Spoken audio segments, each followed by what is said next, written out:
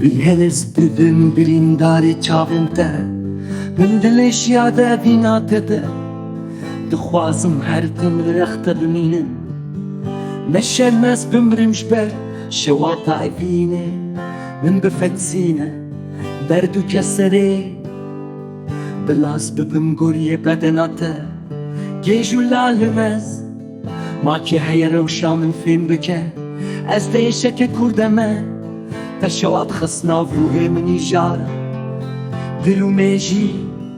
bi hevrene girêda îştere Ji kêra bêjim derdê xwe Li cem te ye dermanê êşê min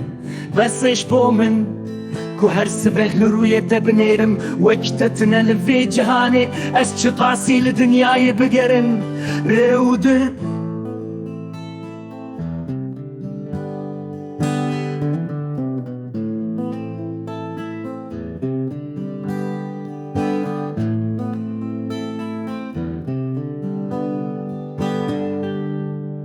Ji ber min hatine girtin